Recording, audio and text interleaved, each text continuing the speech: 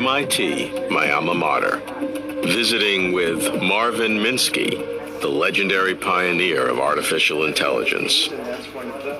Marvin, there are many scientists who seek to have harmony or ways of cooperation between science and theology. Do you think that's a good idea? Well, there are some scientists who do. I don't think there are so many proportionally, but the spread of religion has been an amazing phenomenon for thousands of years. And it seems to me it's psychologically a wonderful device. Take all the questions you can't answer and give them a name. So somebody says, well, God did that, and the right question to ask then is, well, how does God work? And they regard that as rude. So there's something strange about theology. It's a system of thinking which teaches you not to ask questions. And so I think it's basically incompatible with science. The great thing about humans and a few other animals is that early in life, we get attached to a parent or to another animal of our species. And in the case of humans, once we learn language, we can learn a million things about the world. If you had to learn those by trial and error, you'd be dead. And when we grow up, our parent is gone and there's no one to teach us, but we still have that slot in our brain for the marvelous creature who's going to give us the knowledge we need. And you might as well call it God or Satan or whatever is your local religion. And that, you think, is the origin of religion? Yes, I think that we have a propensity to assume that there's always going to be someone who can tell us what to do. The trouble with religion is it picks particular things, like why are we here, or what created the world, or what should we do in various conditions. And lots of these can be studied and understood a little better by thinking more.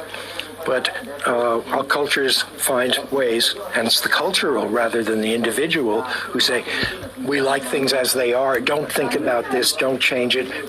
What you should do is told by this book. And that's very convenient. It saves a lot of time. At any period, if there are questions science can't answer because there are no tools, then why knock yourself out? The only trouble is that most of the time those questions could be answered if you knew more. Like what happens after death? Well, we don't need death. There's no reason why people should die. Right now we know lots of genes that cause disease. In 100 years we'll know a dozen genes that cause aging. Maybe people will live for 400 years then. Shortly after that, we'll find ways to put our minds into machines, and then you can make backup copies and live forever.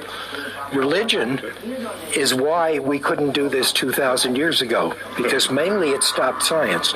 So if you look at the short-term effects of religion, they're great.